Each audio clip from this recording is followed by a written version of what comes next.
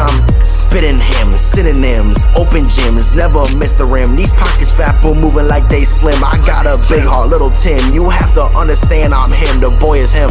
Yeah, the boy is him. I ain't traffic, way I'm moving, pushing whips just like a pimp, rock and roll life. Even bands cannot make me flip. I'm sticking to the script as I'm trying. Hey man, welcome to the show. Good to have you. Hey, I'm fucking very thankful for your time today, bro. I start every show the same way, so I'm gonna open up with the same question. Who are you? My name is Chen, and I'm someone who's, I guess I'm just trying to be me. That's all you can be. Yeah. Everyone else is taken. Yeah. So, how long have you been out in Austin for? Since October 2022. Okay. Wait, has it been that long? Wow. Yeah. October 2022. Wow. So 4 years. Almost. That's A little awesome. bit more than. Yeah. That's awesome. So, did you come out here for comedy, or was there another reason? The company I worked for got bought, and then so I moved here. Okay. Yeah. So, how long have you been doing comedy? I want to say almost 2 years. Oh, okay. So, what's your like process like for writing jokes? My process for writing jokes. Let me think. That's the thing, right? I pretty much notice things and then I write it down. Now, and sometimes things happen to me. So I can give you an example of one that I'm working on. Is on my way to Kiltony Monday, I got catcalled by a homeless person.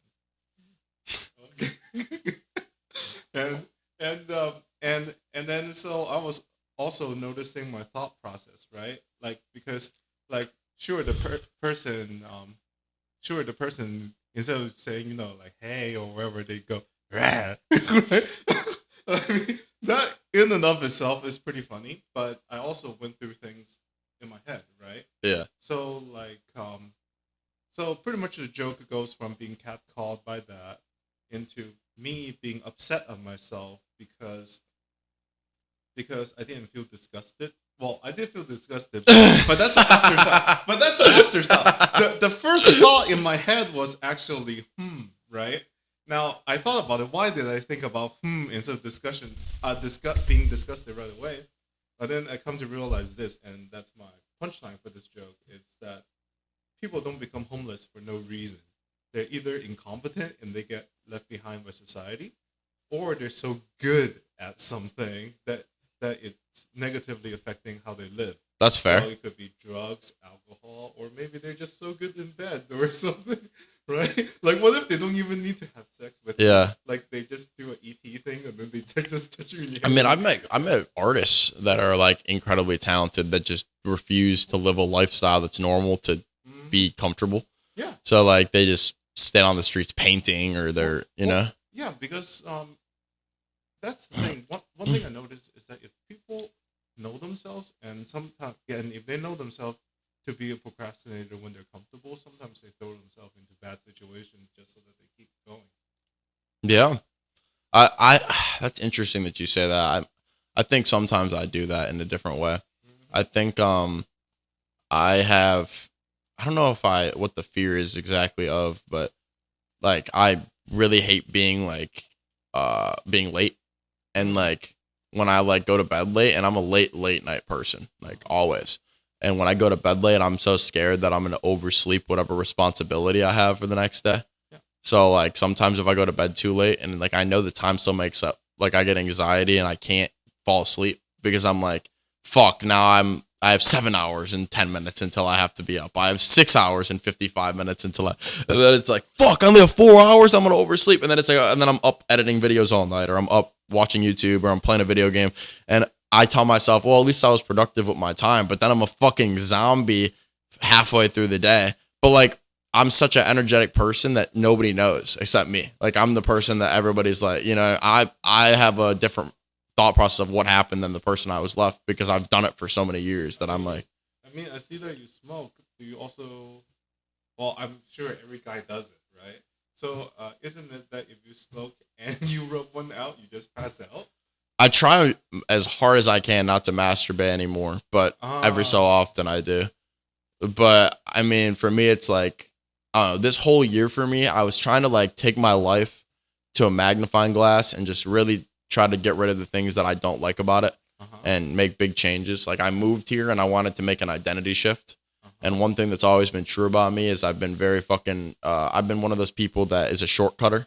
And I'm going to get, if I'm taking it, for example, in school, I'm going to get exactly enough to pass the class. I'm going to do exactly enough days of school. I'm going to get exactly as high enough on the grades and everything. I'm trying to be the opposite. I want to be someone that's like pushing to be successful. And like, if I really want something, I need to put the hours in. I need to go out and meet people. I can't just be in my comfort zone. So everything, I was like, okay, what's bad in my life? I was like, well, I need to stop drinking hard liquor because I sleep way too long when I drink hard liquor. So the only time I'll drink, if I do drink, is beer because it's smooth and I'm not gonna fuck my night up over it. And then, you know, I was smoking a lot of flour when I was young and that was wasting a lot of time. So I switched and now I only take THC, like just dabs and stuff like that, wax, because I could smoke so much less total marijuana and have the same effect and be good. Plus I don't get that slump from it afterwards. Like I don't like pass out. So I'm still up and I cut energy drinks completely out for the most part. But sometimes I still fold on energy drinks, but bro, I used to drink one every day. Now it's like once a month. So, you know, a lot better of a spot. And yeah, so that's been my mission. But I think so far so good. I just got to keep fucking locking in.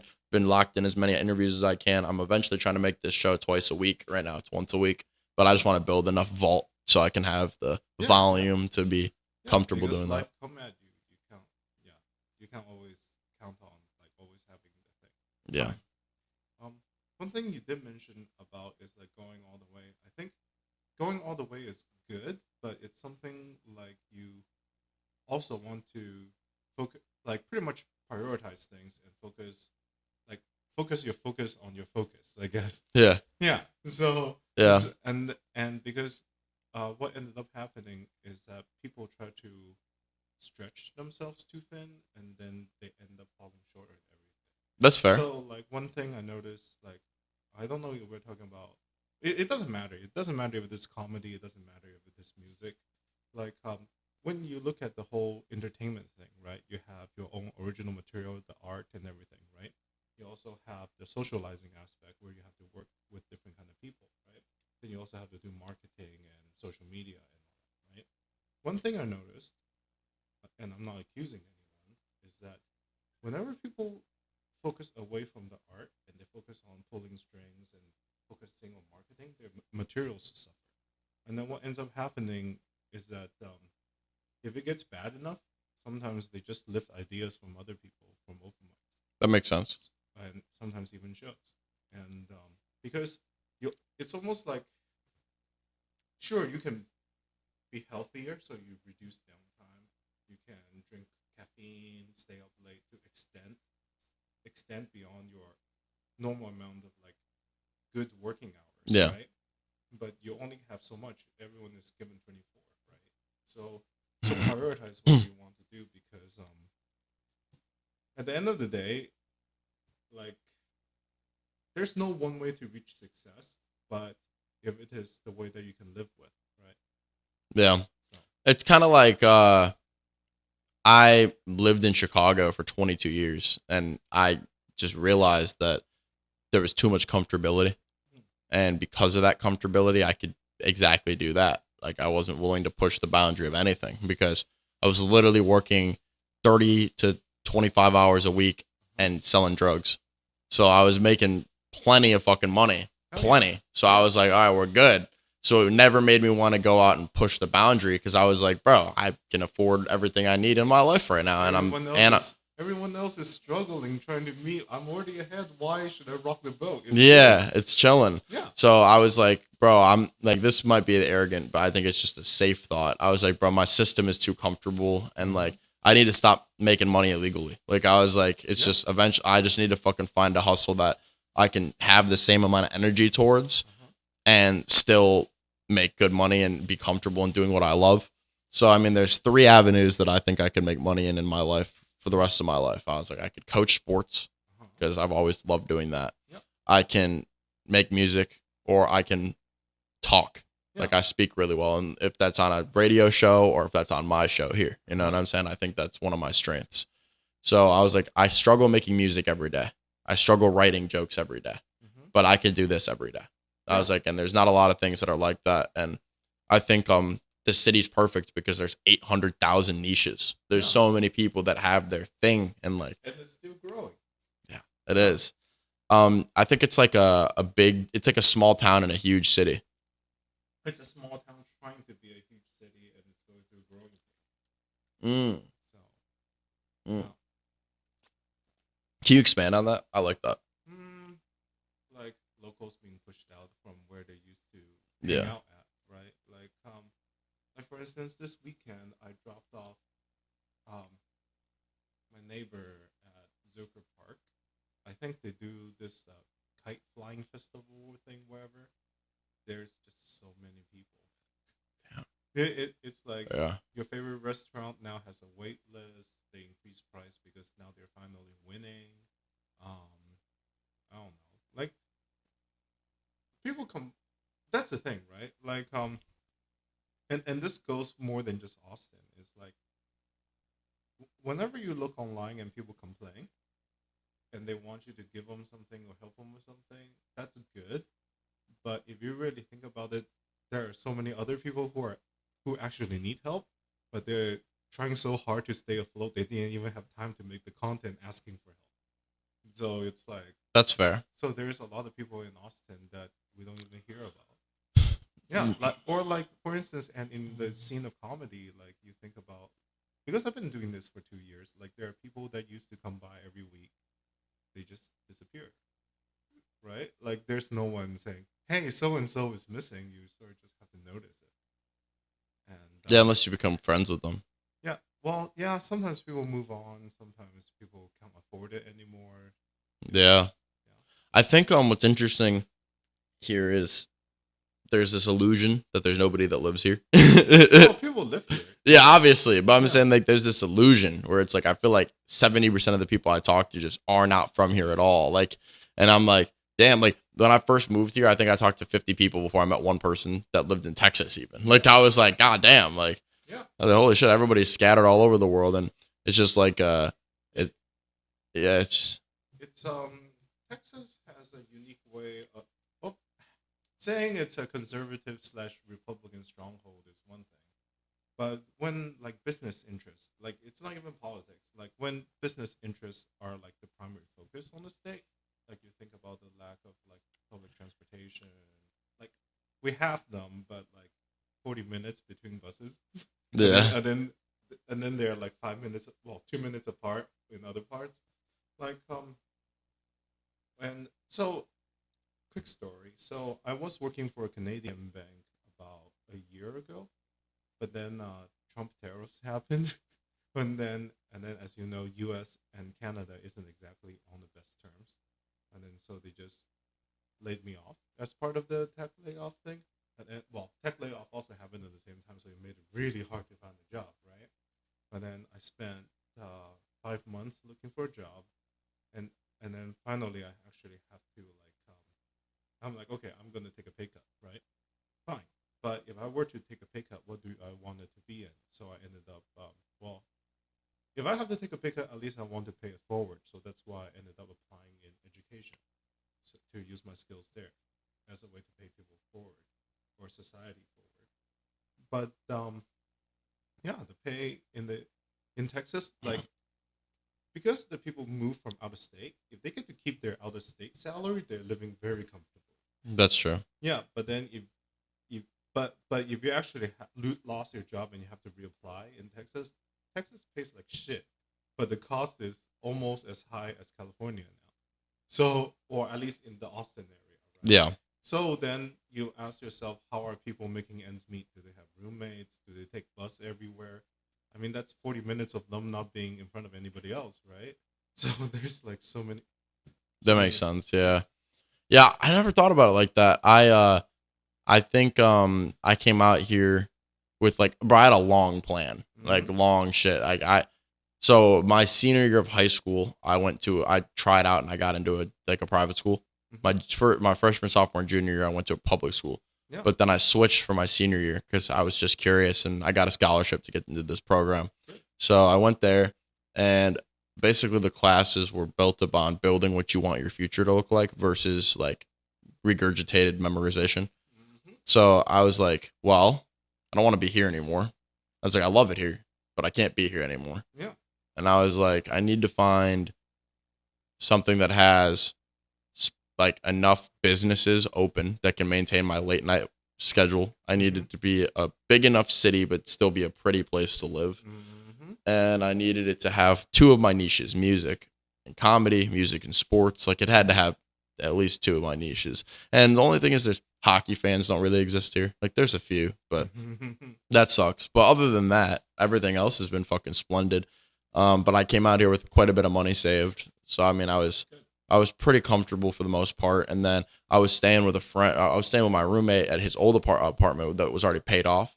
So I was just helping with like groceries and bullshit. I stayed there for like 30 days or something. Yeah. And then while we applied to this place, we got this place. I got 3 jobs in the first 3 months I was here. Like I was just pushing. Yeah. So I mean, you have the option to explore.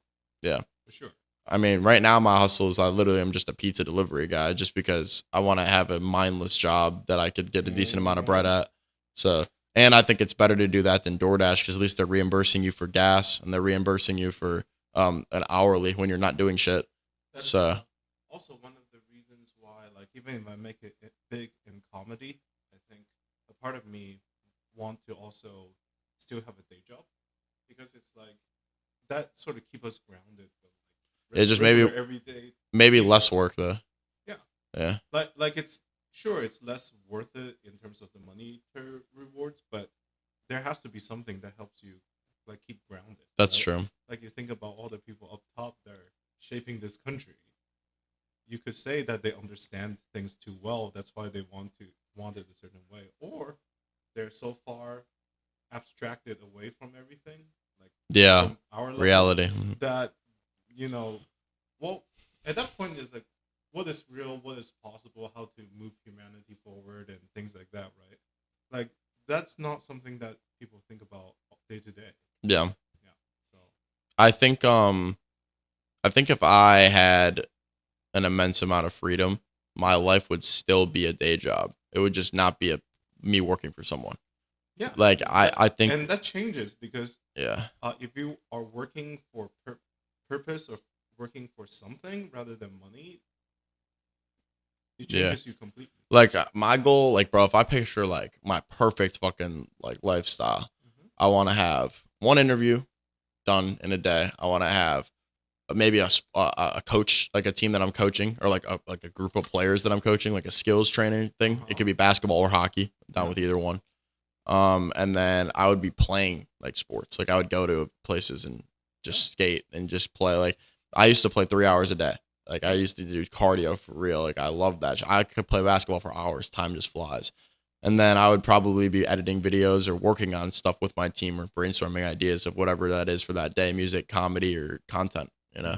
And there's so many things that I want to do in that realm that I feel like I could just never run out of shit to want to do, you know? Yeah. If I had unlimited time, I could make it happen.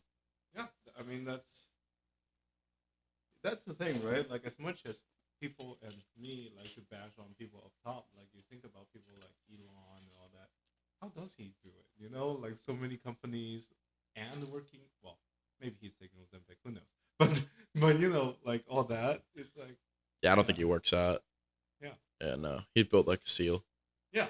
But then Yeah. lately, like what they have proceeding hairlines and everything. It's like, Well, yeah, I mean, you could pay to get anything done. Yeah. Most of these people do that, bro. Like, it's crazy when you see like these super rich athletes retire and they literally look way better at 46 than they did at 23. hell yeah. And it's like, bro, what the fuck? Like, how did that even happen? And then you're like, bro, they have millions and millions and millions of dollars.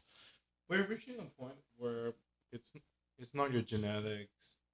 It's just or if you take care of yourself, it's just are you rich enough to pay for it or not? I think the way they say it is you're not ugly, you're just broke or something. Yeah. There's also like a balance of misinformed to uninformed, and like also a balance of ignorance is bliss. Yep. Like it's like you were saying, like, bro, how many people fucking read 400 Instagram reels about like a skincare routine and buy 7 of them, and then they fuck up their whole face with like shit that is addicting that like to your skin, and it's not good for you.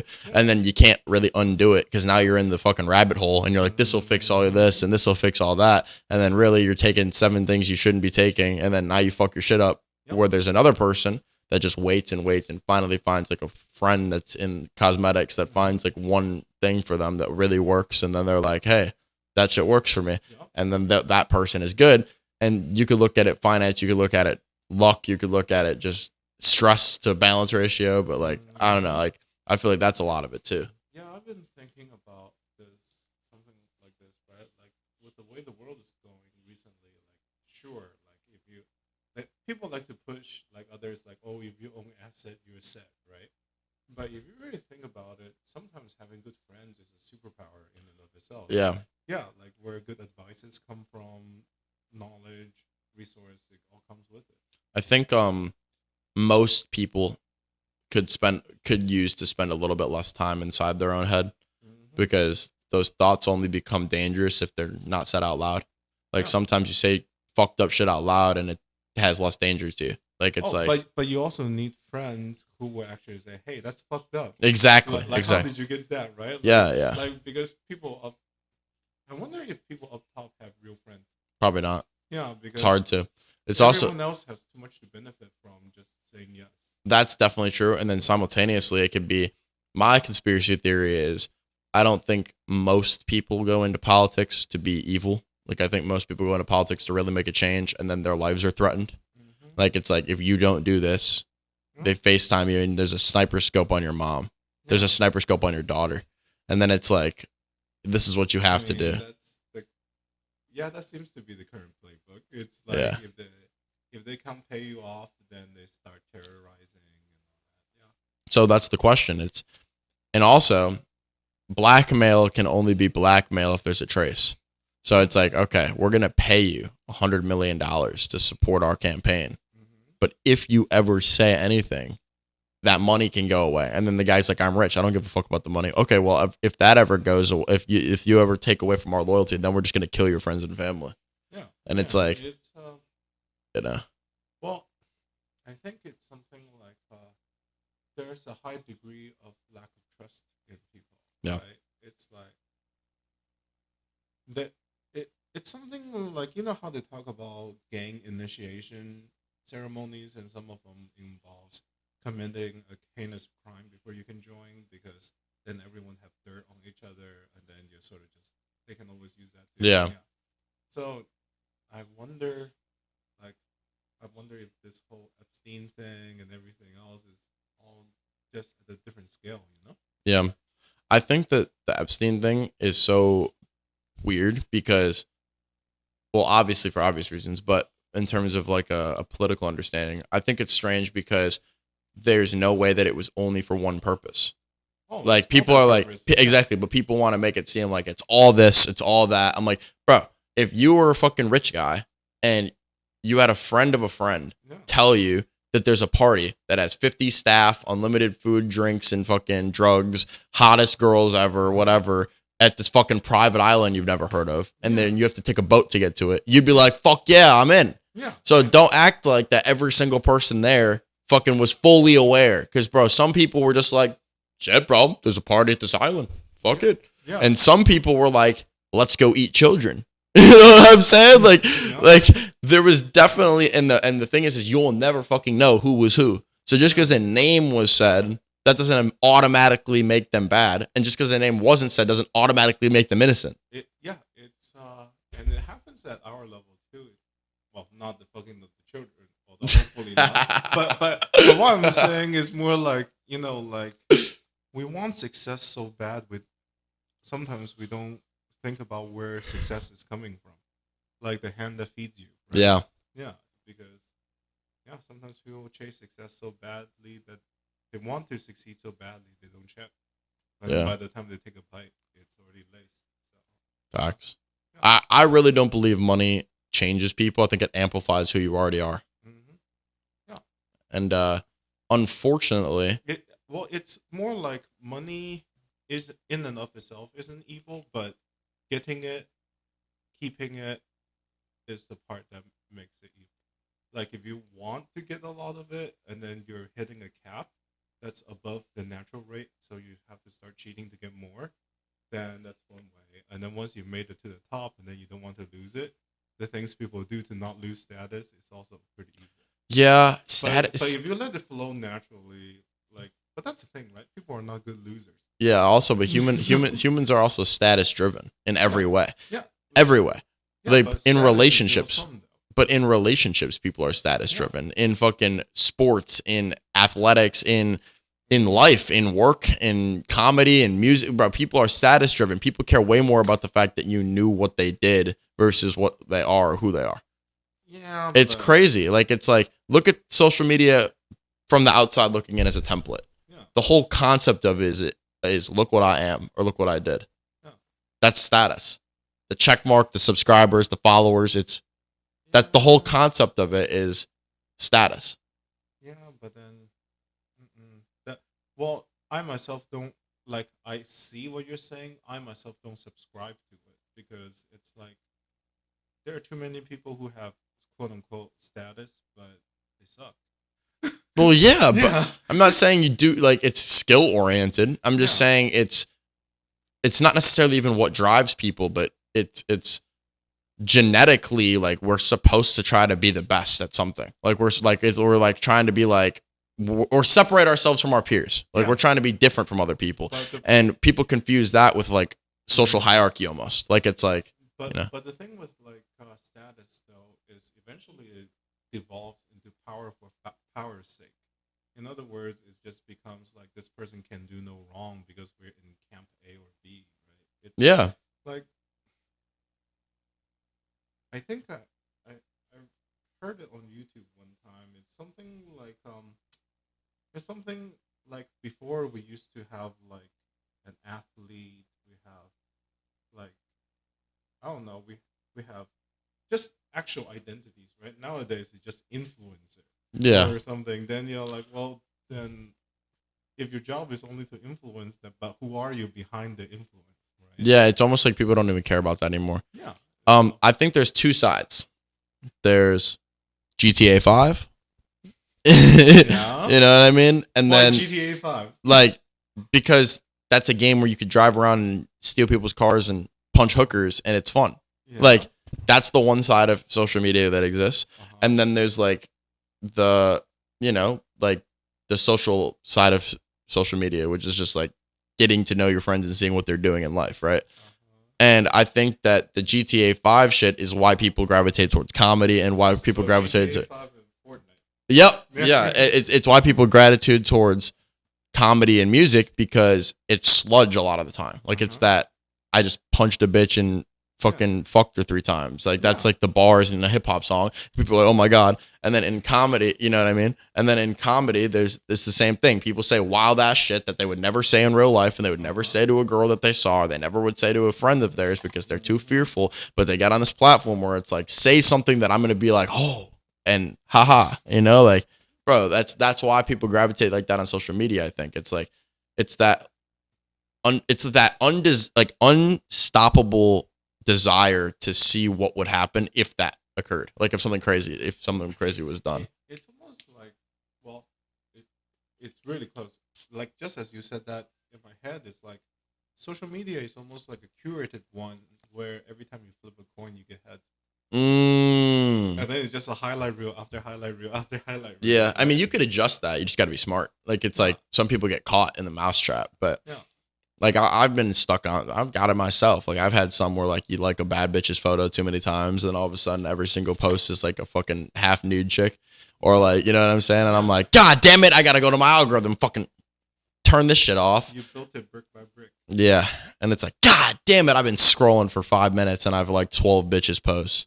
Anyway, and like I don't know. It's like in the Bible they say like the most powerful characters always die from lust. Yeah, I mean, I don't know about that from Bible, but checks out the Nubu. Yeah, That's how they got him. So yeah, they got a lot of people. It's like so I mean, I don't think I have that problem really most of the time. Most of the time I'm pretty good. I'm kind of a relationship junkie. My stuff is more chance oriented stuff, you know. It's I sort of get it. It's like think about it. The amount of things people willing to do to get up there, right? Some people even betray their friends, right? And then once they get there, lust. Well, it's lust, but lust is specific, right? Like it's almost like a lover kind of thing, right? So it's not just love from anyone, not from your friends, not from like if you're heterosexual, then not from a guy. It has to be from a woman, right? And from there, it's almost like this desire to be accepted, right? Because think about the amount of armor or the amount of like shields a person have to put up to get up there, right? And but that's actually one of the things me and my the producer of the show every Friday were talking about. He was, I don't know what, but we were watching a reel and it was like, something like about betraying your friends to get higher. But then I'm like, he's like, are you gonna do that? I'm like, no, because like, what am I gonna do with all this money if I have no friends? Yeah. Right. So Yeah. it's like, yeah. What the fuck? Yeah, I completely and agree. yeah, and so it sucks because yeah, most people are gonna fall to lust if they didn't do it right. Right. No, but you could get caught up either way. Sometimes you get caught up in lust because of your friends. Sometimes your friends are like, let's go fuck some bitches, it's Friday night. And then it's like, fuck, I was supposed to edit videos tonight. That sounds like something from someone from Night of the Round Table would do. Yeah. Yeah. Yeah. I mean, I don't know. I've been always like a hopeless romantic. So I mean, I dated a girl for 5 years for the last 5 years. We broke up a year ago, and then 5 years before that, I was with her. And then, you know, ever since then, I've just been kind of focused on myself. You know, Yeah. I've had a couple of here and there moments, but really, I've just been locked in on me. So I mean, it's been better. Yeah, because I had a similar thing. So let's say I grew up in a conservative household and I didn't really feel like I had a home. It's not that it's not home, it's just I didn't feel like it's my home, right? Mm. And so one of the things growing up is I wanted to start my own family. So I was married when I was 20 years old, but then we divorced when I was 28.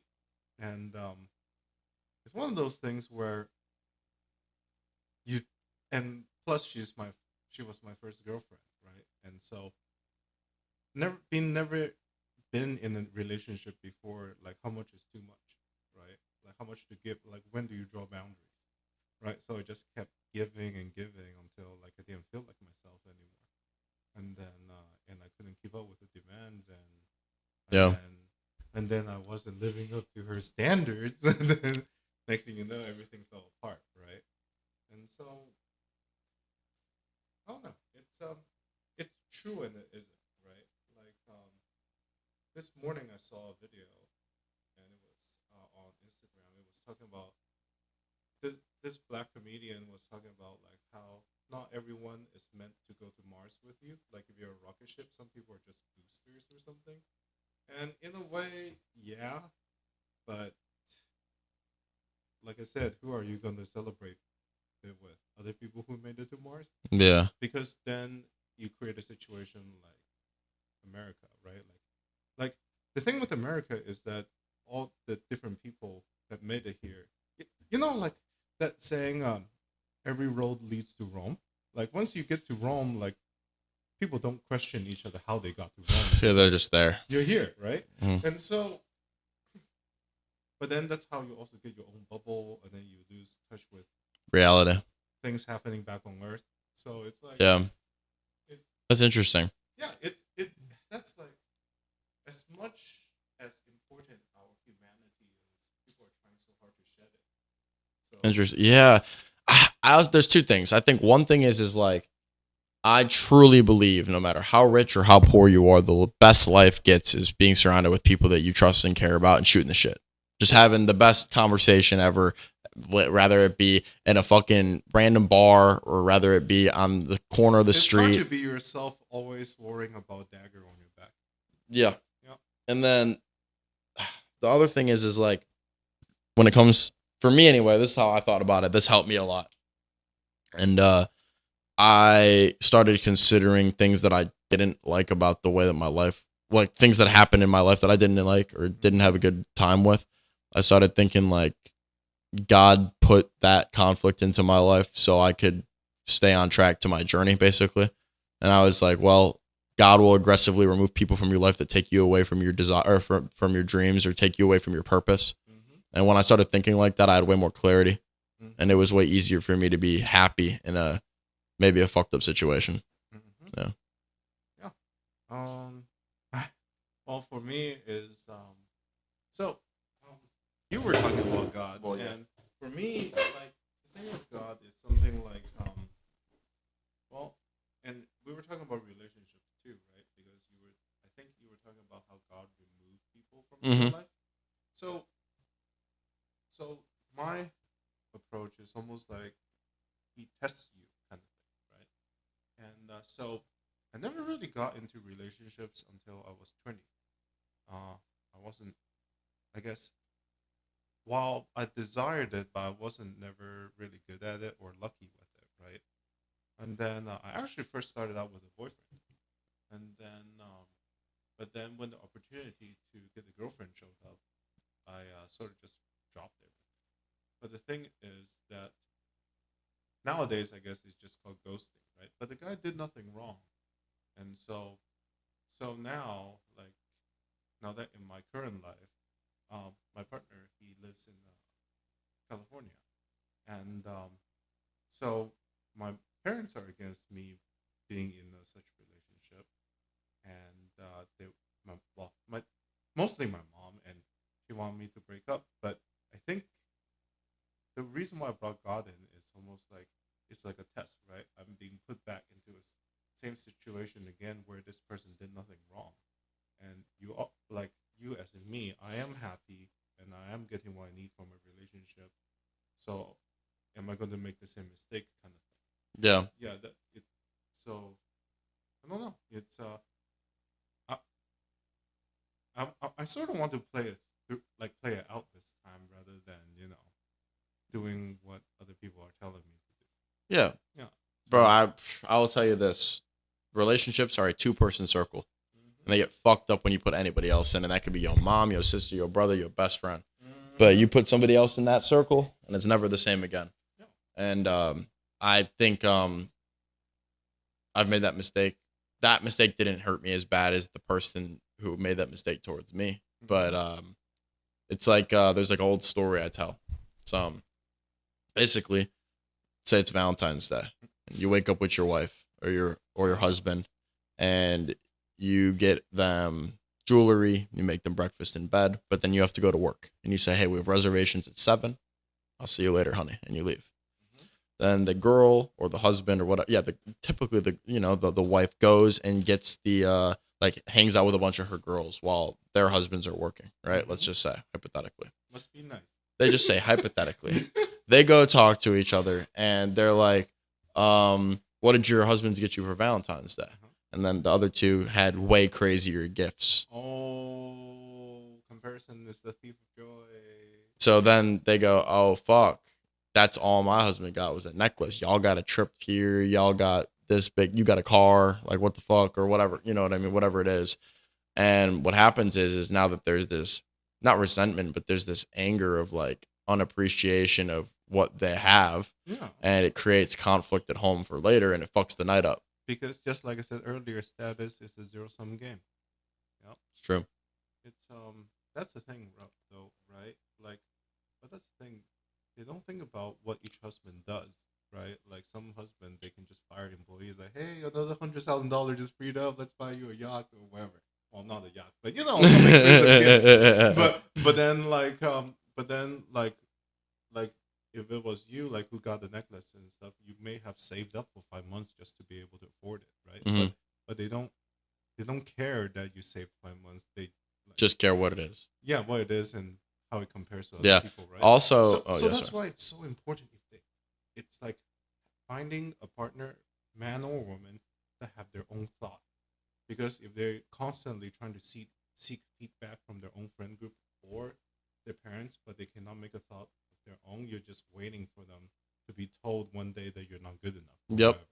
So Bro, and that's so dangerous because how do you realize that early on? You know what I mean? Like, I feel like you got to really get to know somebody to really figure that's why out. they play stupid games like shit testing and all that. Yeah.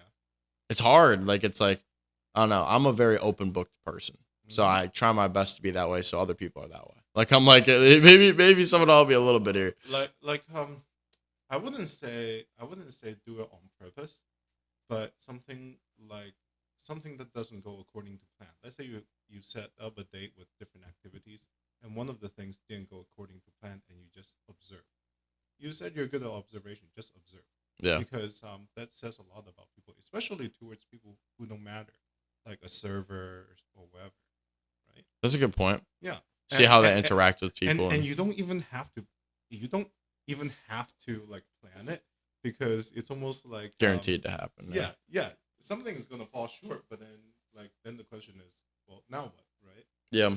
So That's interesting. Yeah. That makes sense. mhm. I don't know. I've never been the type of person to be an all in or all out type of person in terms of like fear. Like, I'm not like, oh my God, I got my heart broken. I'm never talking to these bitches again. I'm just going to go fuck them all. Like, I've never That's been, not it. I've never been like that person, but No, that wasn't the way I came up with.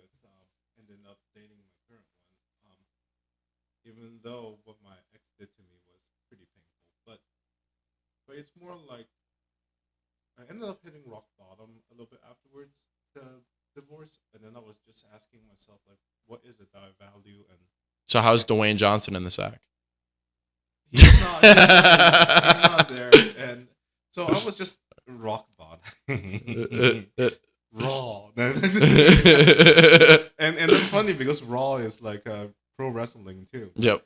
But anyway, but what I'm trying to say is that then I look at relationships, and then I come to realize that I value that I wanted to find someone who loves me for me, someone Yeah. who's their own person. And then I ask myself how important, if that person is man or woman, then I'm like, you know what? I'm gonna keep my options open and see what comes. And then so that's where I'm at. That makes sense. Yeah. I mean, yeah, that's a very good point. And like, that seems to, I feel like that's something that goes unsaid a lot of the time, but it's just, yeah, I kind of have the same goal. I just want to find a girl that likes me a lot. You know what Who I'm likes you for you, but Yeah, also yeah. have their, like, who does their own thing, right? Yeah. And hopefully doesn't drag negativity towards both of you, but sometimes, things have downside. Yeah, everything, yeah. And sometimes it's like empathy can you can confuse understanding with empathy. You know? Like, it's like or not confused, but misplace the word, if that makes sense, you know? So I don't know, sometimes you get caught up in how you feel for someone that you don't realize if they're good or bad. So I don't know, like sometimes like hindsight's always 2020. We fall in love with the ideal of them, but not the person. So what ends up happening is that you sort of have to be willing to shatter the ideal and just try to see them for who they are. That's true. Yeah, and that's hard to do, because Yeah. it's the same reason why people look at porn and show up on social media. They fall in love with the ideal so easily. Yeah. Or like that's true. salivating at the menu instead of actual food, right? Yeah. So, but It is very true. People, it's like you fall. It's like, you know, it's just also an ego thing.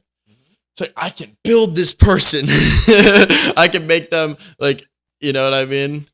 yes, but well, that's the kind of situation in Witcher between Yennefer and I forgot the other person, but pretty much it's like, do you pick someone who have experienced everything and decide to choose you despite knowing everything, all the pleasure, up and downs in the world, but still choose you for you, or the other side is, which brings back to Epstein Island or wherever. It's sort of like when you go after someone who haven't been, and it sounds so bad to word it, is I haven't been corrupted by the world. Right? Yeah. No, that's fair. Right. So then the question becomes, it's like, well, I don't know. It's like, I think it really comes down to the person on what they decide. Right? So yeah. Yeah. Inherently, I feel like men tend to value innocence more, and women tend to value experience more. And that's why there's like this misskewed understanding of like men that think they have to fuck a bunch of chicks and girls that think that like they or should that, abstain. But yeah. but you know, there's a saying that goes, it's something like there are bad girls and girls who haven't been found out. Mm, Yeah. mm. So because one of the biggest eye opener ever since I stopped like giving a damn and just wanted to just observe things and take things in as they are. It's I don't so it's something like this. When I was a kid, I had a neighbor and she was a girl, and then we played Legos together and we had fun, right? And then I think I got in trouble one time because we ran out the yard to have fun and then come back, not sex, just play, but we went outside of the protection of You our, dog. No, I'm just kidding. we went outside of the protection of our own community, right? That, and then I think about today with women that we work with in the entertainment industry, right? I kind of realized that at the end of the day, we all just want to have fun, right? Like we're looking for some sort of accomplishment, some sort of meaning, some sort of feeling, whatever, right? So it's almost like it like fragments of it is like they're just like dudes in this sense, right? But on the other hand, but they also have their own nuances where Yeah. like they can't take a like they love to dish out, but they can't take a punch back and things like that, right? Yeah. So and they have their own vanities, and then sometimes like you can't exactly punch back at 100% because that would just be messed up. They're not built to take it both physically and mentally, right? Yeah. But so it's like but at the end of the day, like whether it's almost like they're not bad people, they also want to have fun and chase after whatever experience. Most people aren't bad, just lost. Yep. Yeah. Yeah, that's actually a lot of people at the comedy scene. Yeah. Talk about it a lot. It's like I think I truly believe that politically. I truly believe there's not as many extremists as the world will make you believe. Mhm. I think for the most part people are pretty much in the middle. Yep. And people that aren't in the middle are the most lost. Yep. People, the ones that are like the whole idea of the middle is you question everything. The whole concept is you don't know what's true a lot of the time, or you have an understanding of what you think might be true, but you're not absolute to it, because you can't be. Like, bro, you don't know these fucking people. Like, how can you have faith in real people? Like, you know what I mean? People you never met, you never lived with. All you saw was their highlight reel in the political campaign. Whatever. It's right? exactly what I'm saying. Like in religion, Yeah. they talk about faith. Yeah. You can have faith in God because there's no evidence. You And- can't prove that And God is real. Which circles back to the kind of relationship where, like, someone can literally do no wrong, right? That we were Yeah. talking about earlier. But that's But it's interesting that Yeah. people treat politics like religion. Yeah. Like it's like they're religious to a concept of faith. They're religious. I have faith in this person because I voted for this person, and they're so afraid to be wrong, and they're so afraid to admit that they're wrong more than being wrong. I was thinking about this thing. It's like as much as it is fun to bash on like Trump, right? But that's the thing. He's the people's representative. People put him in there. Okay, you don't have Trump, then what? Who's representing you, right? In this government. So I was just like thinking, Yeah, and that was a heavy feeling because it's like, sure, like as much as it's fun to be mad at one person himself is not responsible for all the other shit that's going on. Yeah, obvious. He can't be everywhere doing Yeah. all that shit, right? It's like I So- said, it's like they have faith. Like Yeah. it's like they almost are idolizing a prophet. Like it's Mhm. like they're like, oh my God, the president did this. The president didn't do this. And I'm like, bro, the president maybe signed the contract at the end and helped to negotiate whatever it was. But like, bro, there was 800 fucking people that went through first. And those names aren't mentioned. Where's the blame on the person that wrote the original bill? Like, what the fuck? Like, you know what I mean? Like, there's so much. It's all like different legislature people who just take proposals from like lobbyists and they Yep. just pass it along. They didn't write it. They don't know what's in it. That's what I'm saying. And then people don't want to people are lazy. Like I'm saying, like bro, every job has something that gets half-assed. Also, so some shit just slides through in certain situations, and there's hundreds of thousands of situations that they're dealing People are with. so focused on survival, they don't even know half the shit that's happening at city halls that are negatively impacting them. Yeah, I mean, even if it is, I don't know. I have a lot of conspiracy theories in terms of government when it comes to how much is happening live versus how much is a predisposition. Like I think some shit is 20, 30, 50, 60, 70 years in the making. Like I think they're like, yeah, hell yeah. so it's like, bro, you got there and that shit was already 49 years ago it was made, and this is the 50th year. It's supposed to happen this year. Yeah. It doesn't matter who the president is, Democrat or Republican, that shit's happening. That Yeah. shit's 50 years ago, they put that in place. Well, that's the difference between regular people who live generation by generation versus family dynasties, right? Yeah. So, Interesting. mhm. I do think, though, that most things in politics are like that. I think most things are, okay, the world's kind of evolving. We got to have this kind of be implemented in the future. Yep. And this is when it'll happen. And we'll make this, we'll make a plan like this, and we'll have people think like this, and we'll tell this story, and we'll paint this topic and this narrative. I always talk about it like this. If you were the leader of a country, right? What, like, would you cheat to keep people on your side? Would you manipulate the truth? Would you manipulate what people think? Would you act a certain way to get people to like you more? Well, that in degrees, right? Because like the concept of white lies exists, right? Then I think it really comes down to it doesn't matter what tool they use, whether a leader is a dictatorship, a democracy, or whatever. I think it really comes down to if they have people's heart in mind, because like because it's something like people will be whatever, but whether you do like right by the people will always reflect in the end kind of thing. Because what like sometimes it's like parents, right? Like parents lying to you about like, oh, we were just hugging in bed, we weren't having sex, right? Like, sure, they lied, but like, did people like people, as in this case, the child, does he have the right to know what actually happened? Yeah. Right? Like, so like, it sort of makes sense to have some level of secrecy, right? Well, yeah. But then the question becomes like, what happens when secrecy runs everything, right? True. Like in our current situation, where like how many is real, how many, like, as they say, shadow government is making choices. Right? Yeah, absolutely. And then, sorry.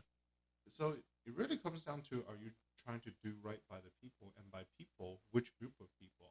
Everyone, or just the rich people, or only the people in this one state? Yeah. Or like, so it's like, That's interesting. So you have all these different like incentives that's fighting over each other. So it's almost, sometimes in a way, it's almost a miracle that the whole thing is even held together.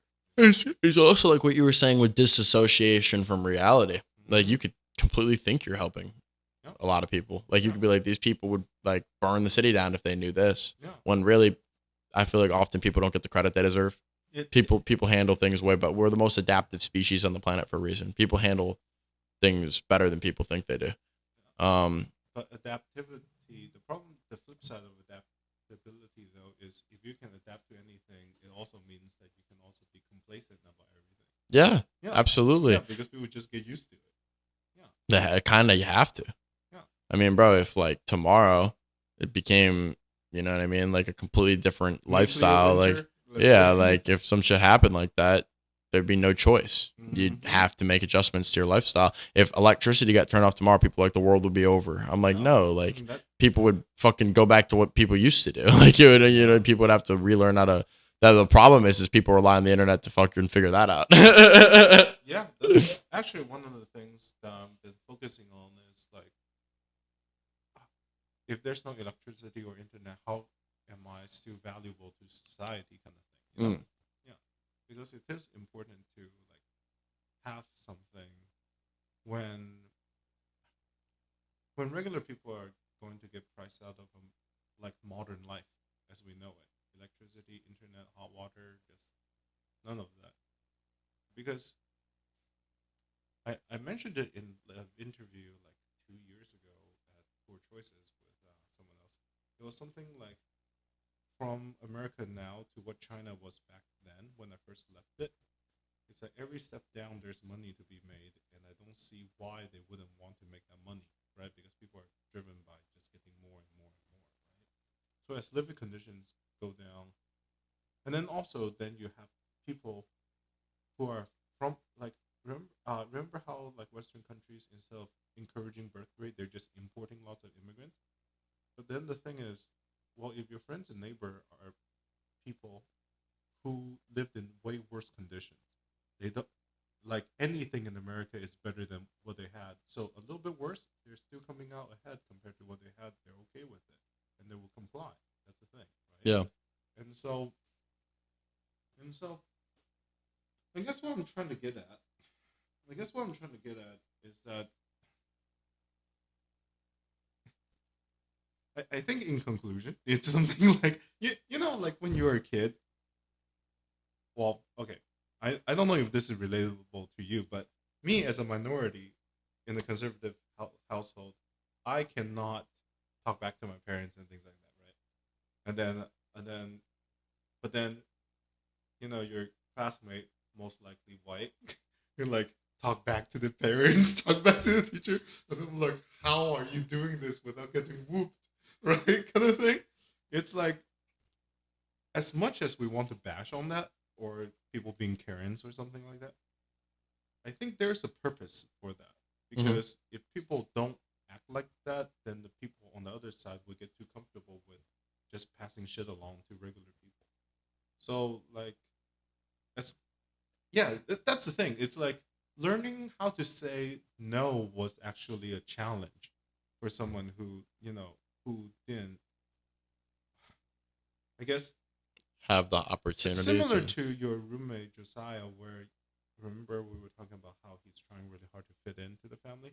Like for me, I also tried really hard to keep my parents happy, right? Mhm. So when the kid does that, they also don't really exercise their like wants and desires. Their free will They almost. they just keep it to themselves, Yeah. right? And yeah, That's fair. yeah, You talked about being interviewed. You were on Kill Tony before, right? 4 times. Oh shit. Yeah. What was that experience like? Uh, it's good. I That's the thing. It's like you prepare jokes for it week after week after week, and then you're like, oh, I'm not gonna get pulled, and then you don't have it ready, and then they pull you, kind of thing. Yeah, that's how it goes. Because, but now of course then I also have my go-to jokes, so I'm not exactly caught off guard. Yeah, But you weren't unprepared, but you were still shocked. yeah, so like I'm prepared, but still shocked. Yeah. Yeah, and but it's a no, it's fun. It's always fun talking with the panel. I'm just mad at my last appearance, the fourth one, because it was a day after like I was on the phone 4 hours with a user trying to help them with their computer, and then so I was just drained, and then I got pulled, and it was on a day where I was so tired I accidentally signed up with my real name instead of stage name, and then so it did like I had so many things to talk about, but I just couldn't pull it out of me that day, and then so they did their usual roast of me, and then that was it. Yeah. Yeah, I felt like it was a wasted opportunity on my end. Did the set go well at least? The set went okay. Yeah, the interview went okay. So you haven't bombed on stage yet at Kill Tony, or you've Mm, done pretty well every time? well, the first time I kind of bombed, but not exactly. It's sort of like I got excited because it was a holiday, so I decided to do a set that I never practiced before. Mm. But then again, I was also very new to. What holiday was it? I think it was Christmas. Oh Yeah, shit. yeah. Okay. Yeah, it was a joke about the gift of life, which is something like, isn't it funny that the people, it like whenever people bring up the gift of life, they want something from you, not the other way around. It's like whether it's government or your parents, right? That's good. Okay. Yeah. So did you have any like real life effects from being on Kill Tony? Random people noticed me, Hmm. and well, I'll tell you a fun story. One time during July 4th, I was at B Cave, and then do really big fireworks there, right? And then they even put a huge like rock and roll show. And then there's so they don't have like restrooms that you can use. They have like fancy like almost like like those those like random buildings that they have for constructions that they can work from at like an office. It's almost like that, but it has a restroom, right? Got it. And then so I was waiting in line with my partner. Now my partner was blind, like he's partially blind, so he can't see very well. So I decided to take him there. And then these two couples in front of me, I noticed that they were taking selfies. But what's interesting is that they're holding their phone a little bit too high, and then they angle themselves where I'm like right behind them. And then so they took the picture, and then they look at it, it's him. Right? I'm like I think it's hilarious, but in my head I'm like, you could have just talked to me. I would have taken the picture with you. Yeah. But so it does have that kind of effect. Yeah, I feel like that's a lot of people that I've talked to have kind of had similar, experiences. I think it is strange that people don't want to talk. Like, bro, I've met famous people and I've just walked right up and been like, I'm not like, oh my God, but I'm like, hey, yo, like, I've always watched your shit or whatever. I was like, I want to meet you. I was hoping I could get a flick. Like, you don't got to sign nothing. I just want to take a flick if that's cool. It's and then, parasocial relationships, as they say. Yeah. It's like people sort of know you, but they don't, kind of thing. Yeah, I mean, one thing that's weird is when you see someone that is famous, like actually famous, and then you're like, fuck, what's their name? Oh. Like, who I saw drunk as shit on 6th Street that I didn't remember his name? No, Don Rawlings. Oh. Or Darnell Rawlings. Darnell Rawlings. Yeah, I was like drunk as shit and I saw him. I'm like, I would be drunk too if I accidentally sang we will fuck you to Juanita. Right? I don't know. Every now and then I see his post on Instagram. I just want to randomly reply and tag Juanita. He's like, hey, your boyfriend is wilding again. But I just thought it was really fucking funny because I talked to him for like 2 minutes and I literally told him I didn't know his name. Like, I was like, yeah, like, I've watched, like, I've literally seen your shit. I just don't know who the fuck you are right now. And I was like, I'm sorry. But I was like, good meeting you. And then I just left. Good. But yeah, I still talk to him. Yeah. I don't know. I've never been like shy in that way. But I definitely was pissed at myself because I was like, bro, I know who that is. I'm really bad with names. And so I run into the same issue. It's not even that I don't care about them. It's just that I rarely meet them. And like, I tend to remember stories about people better. Same. Like their deeds and things like that. I'm the same way. I can't remember names for shit. I taught at a swim school, like swim lessons. Yeah. And every day I'd have the same class, same group of kids. And every day I'd start with everybody's names because no chance. Yeah. No chance. And maybe there's like one or two I'd remember. But like everybody, I'm like, no way.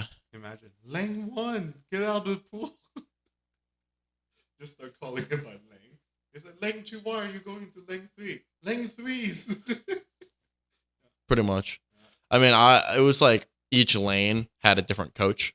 So I was the one assigned to the lane, not the kids. But yeah, it was interesting. I liked it. That was one of the very few jobs I quit during. Like, I quit during. Why? So I came in there and they hadn't cleaned the pool well that day. And I told them, like, if that shit was not fixed by the next day, I wasn't going to work. Like, I worked in it one day. And I was like, listen, like, tomorrow, if that shit is not, like, the water isn't blue, basically, I was like, I'm going to quit. And they were like, okay, we understand. Like, we'll get it fixed for you. Was it and brown? It was, like, green. Oh. And I came back, then it wasn't, like, fully green, but you could see, like, it was, like. Does it have particles? Wait, I don't know. Oh, okay. I can't, I don't know. I don't even know the best answer. Like, yeah. One time I went to a swimming pool, I just see particles, and then I looked closer, it was brown. Oh yeah, no, it wasn't poop. It's just there's a bunch of little kids pissing in that shit, So it's like eventually it kind of like turned green, and I was like, yeah. So I was like, whoa, like that's the manager's job at the end of the shift to fucking cycle out the water. Maybe it would help them swim faster. But we have to sit in it for 6 hours. Ooh, that can be good. Yeah, so I'm like, bro, like, I mean, we have like breaks in between basically, but it's basically 6 hours. So I'm like, or like 5. In the whole thing? No, it's like you're getting out a little bit, but pretty much in. But your whole body's not in the water. It's shallow in a lot of sports. okay. But like but still, you're fucking swimming. Like you're showing them how to swim. So it's like sometimes you're demonstrating. And it's like, bro, I'm fucking swimming in piss water for 6 hours. And I straight up told them, I was like, bro, if I come here tomorrow, because it was like that for 2 days. And I was like, if I come back tomorrow and it looks like that, I'm not working. And they were like, we'll get it fixed for you. And I walked in. Sure enough, I walked in. I looked through the mirror of like the door, and it was green. I'm like, how are parents not complaining? Yep. And I literally was like, I'm out of here. I'm sorry. And I quit. Yeah, unfortunately, like at the end of the day, businesses look at it like a number, right? And speaking of numbers, something I saw that was interesting. Somebody did some calculation. You heard about the warehouse fires, Mhm. right? Somebody did the calculation. Pretty much, they said that the people who were working there were like paid 20,000 below what's like needed to comfortably like barely make it, or at least like I think it was something like $60,000 a year for that Ontario, like California thing, right? But then they were only paid 40,000, and then he did a calculation. It's like, well, if we pay everybody, it's gonna be like 750,000, right? Like if everybody got paid 20,000, but then somewhere in the video he says, well, the cost of replacing that is $500,000 at 500,000. And then I'm like, well, technically they're still ahead by 250,000. Where's the incentive to pay the people, right? Even with the whole destruction, like, Yeah. you at least need to do two of that to make them think, oh, well, we lost 250,000. Let's start paying people more, right? Yeah. So it's Bro, I always talk about that from like a work perspective in general of like easy things to do to make people want to work for you. Mhm. Like, bro, how is it that every restaurant doesn't have a shift meal? Yeah. Like, oh yeah, and on top of that, if you have a shift meal, at least your servers can say, "I recommend this because I had it. It's great." I know it's fucking rocket science, bro. Yeah, like, they don't do that. like it's like, bro, like, bro, at Domino's, I got 40% off. Yeah. I didn't get a shift meal. I didn't get no fucking like, bro, what? I was like, bro, I'm making it myself. Yeah. Literally, you don't have to make it. You don't have to worry about it. I'm just making a pizza and putting it in there. Like, what the fuck are you talking about? I don't get it. In business, it's essentially that we're sort of being, well, our society is in a way being ran to the ground by bean counters. But that's the thing. People aren't like robots, right? Yeah. Like just the way people work. Like people like to work in spurts, right? Mhm. Like 3 hours at a time, and then they rest for 2 hours, and then do another 3 hours. But the people paying, if they're bean counters and don't pay attention to how people actually work or even care, it's not even an empathy thing. It's like, do you even care, right? If those people don't care, they're like, I paid you for 8 hours. I need you to be 100% for 8 hours. It's like, that's not people. And so it's like, Yeah. and so this whole push like for AI and everything, it's like, it's a very unhuman and inhumane, I guess, in a way. Yeah, there's definitely a balance. Like it's like the internet, and it's like driving. It's like there's things that are very, very beneficial and good about it, and then there's things that can be used for evil. But I do think the innovation isn't necessarily all deemed a negative thing, because if you deem it negative, you don't evolve. And I think like just because people don't know how to drive doesn't mean you take cars off the road. In the same way, just because people will manipulate AI and use it for the wrong reasons doesn't mean that that aren't people that are using it for the right reasons. Yeah, for me, I work in tech, and while I'm resistant to AI, like just hand it the key and let it do everything, that's not the way to do it. But to me, it's like, but it is a useful tool, Absolutely. right? And then it placed at the right positions, it can make life so much better. Yeah, it benefits my content. Like you make content with AI, but I use the AI to improve the content that I already made. Yeah. So it's like that's the problem people are taking advantage of. People are making content with AI, not making content and letting the AI benefit their content. That's a fine line.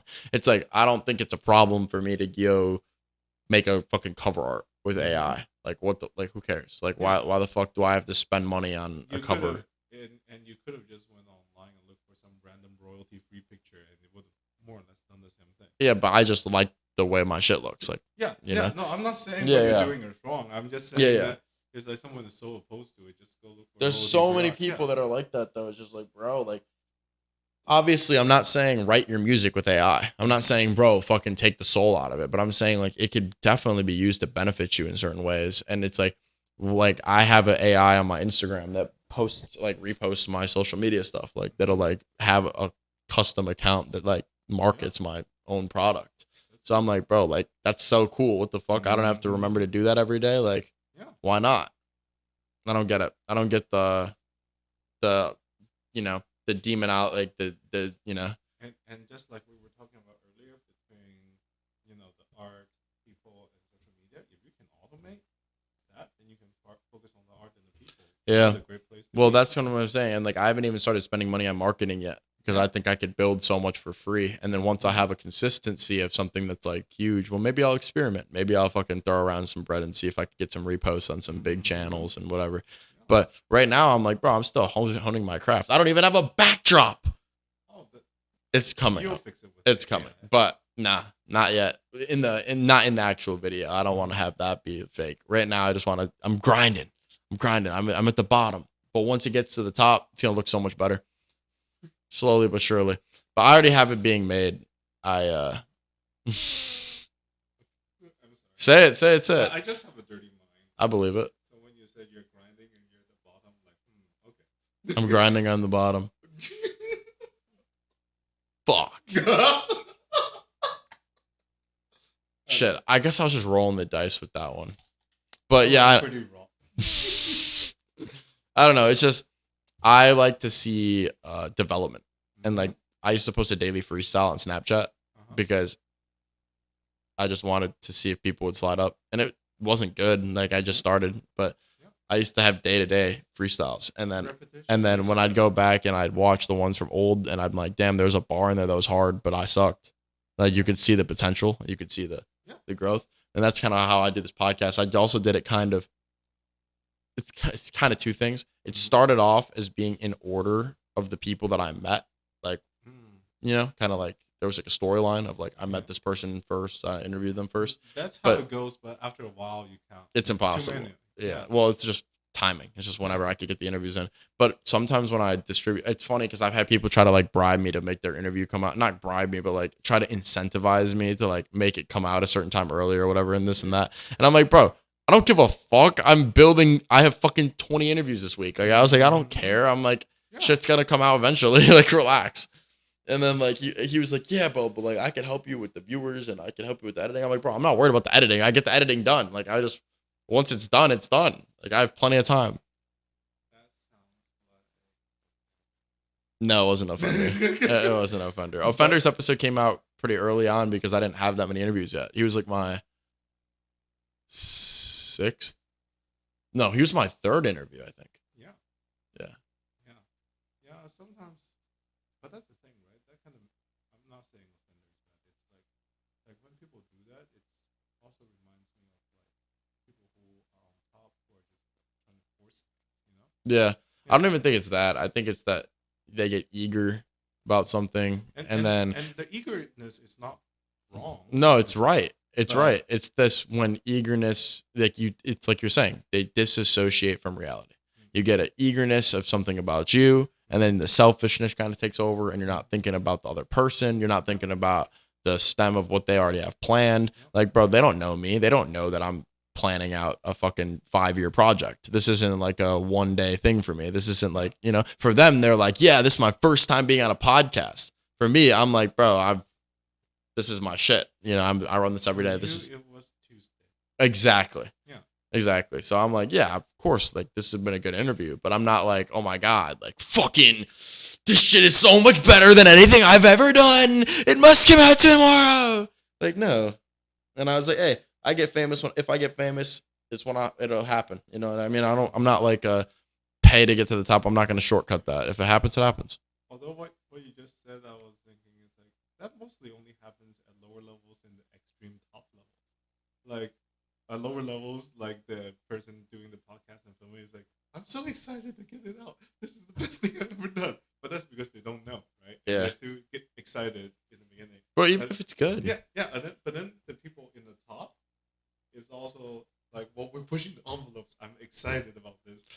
all the creative freedom is happening Yeah. right now, right? I can see that happening. Yeah. Now in the middle, I'm sure it happens. But it's more grind oriented Yeah. from the but- bottom. Yeah. So it's damn it. Now you owe me. You know, it's like that cycle. Now you owe me something. But no, I do agree. I do think it is more at the top, and it's more like it doesn't happen as much in the middle portion of time. And you're right about that. But I do think that that energy is not necessarily wrong, and it's understandable. But it's just like I don't care. Like I feel like the journey is when it happens. Like you have to enjoy the journey. Like it's like if it happens, it happens. And they're like, oh, this person will help me repost your shit and this and that. I'm like, bro, if I wanted to, I could DM a bunch of people to repost my shit. I'm like, bro, I don't.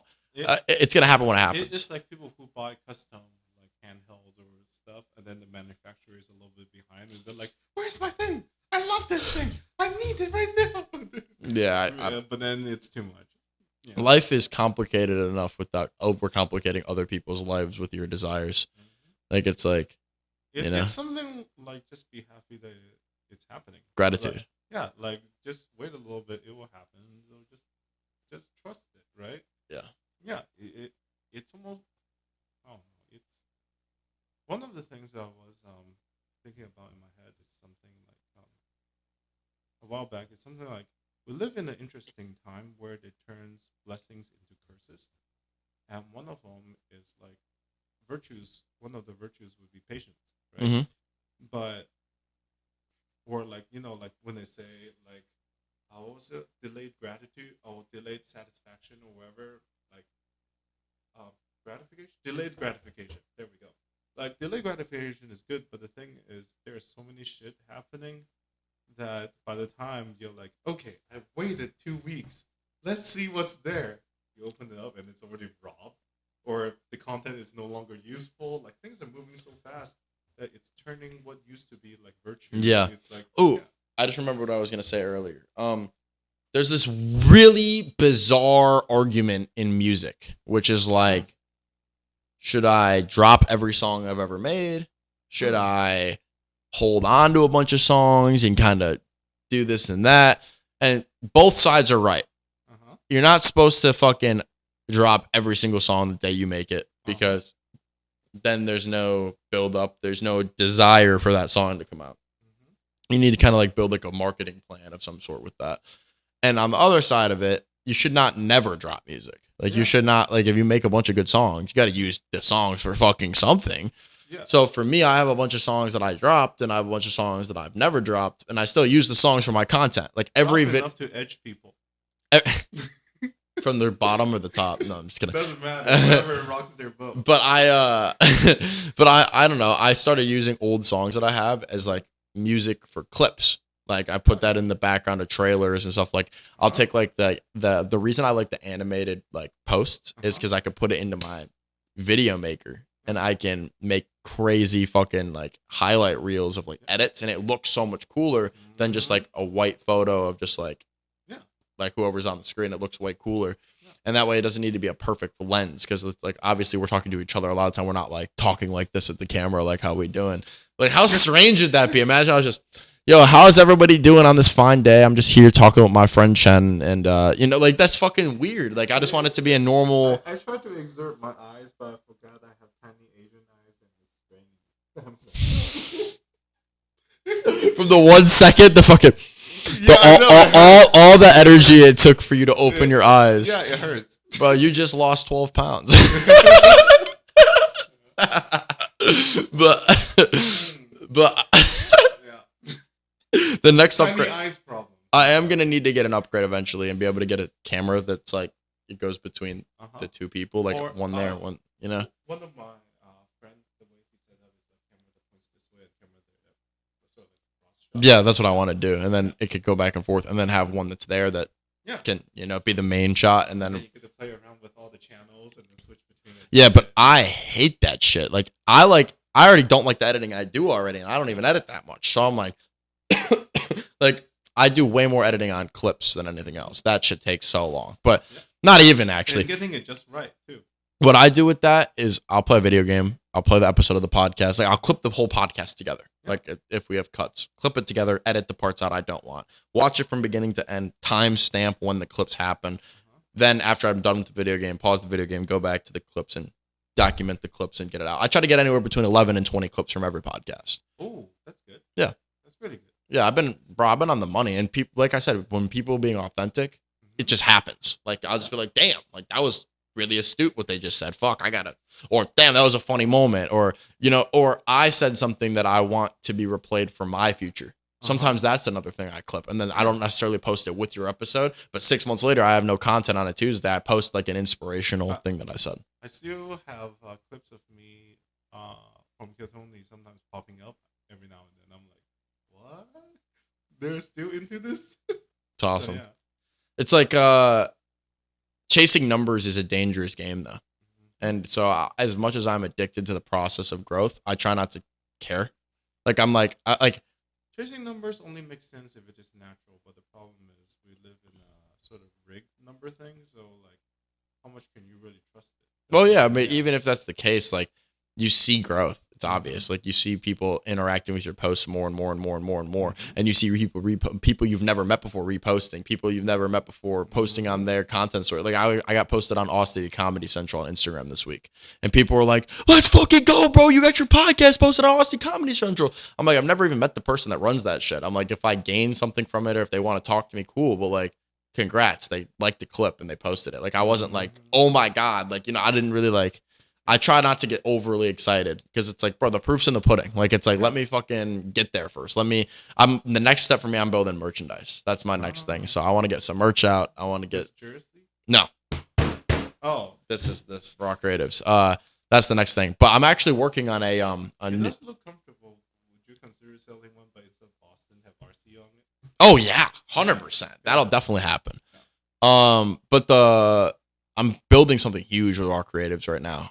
In October, me and my friend Gio, he hosts another group, kind of like Raw Creatives, called Balcony Boys, and we're going to be marketing in a charity football and basketball tournament. Each person that pays to sign up for the tournament, 25% of the funds are going to go to the San Marcos Animal Shelter, and we're going to host it outdoors in the fall, so it's not so goddamn hot, and we're going to have live music throughout the event, and we're going to have live comedy throughout the event.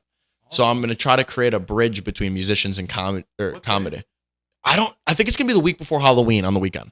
I just don't know. Have you guys figured out the rest yet? That's next. So like my next plan is I'm actually going to see him on Tuesday, and we're going to try to figure out a park that we could talk to about assigning a day for that. And that has a basketball court and an open green space. And then we're going to I have some people that are willing to volunteer for camera work and volunteer for roughing the games for basketball and football, and then I'm gonna have a bunch of my friends fly out that are in the group to come be the staff for the event. So how long is the whole event gonna be? Probably gonna be like 6 hours. Yeah, it's gonna be fun. At some point you should check out our show. I'm down. Yeah, we do a show every Friday at Totown Theater at 9 p.m. Awesome. Yeah. I typically work Friday nights, but if I ever get off, I'm definitely down to come check it out. We do comedy and music. So what people do is comedians do their set, and then we do improvise the music afterwards to roast them. So like somebody. That's awesome. Yeah, somebody like for instance, one of my favorite ones is somebody said they like tall girls. So the follow-up song was just tall bitches. So things like that. I just feel like there's this weird thing where like people don't want to create the bridge of community here. Like it's like false community. It's like, hey, I know that guy, but nobody wants to like get to know each other. It's something like people sort of want. I guess in a way, people caught in the lie of self-made. It's like, yeah, but you still need a group. That's the thing. Because like what you're gonna set up all your equipment, book the venue, set every table.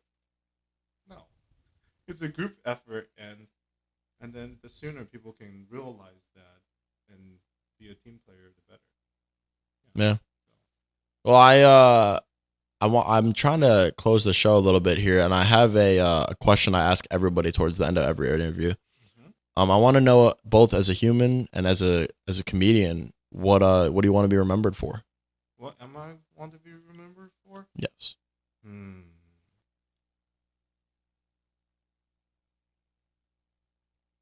I guess live without regrets, be who you are, and try to get what you need with the least amount of harm to the most amount of people as possible. Something like that. But in terms of comedy and just me, I think I want to be the well. It's like I want to be the voice of the voiceless. In other words, there are a lot of people who work hard every day to keep the lights on, but you will never see them. So Yeah. yeah, That's beautiful. Yeah. And where can the people find you on social media? just look up Chen's Antics. So ChenSantics. Okay. You'll find me on YouTube and Instagram mostly. Yeah. Yeah. Well, thank you so much for your time today. I really appreciate you Yep. coming. Thank you, Trey.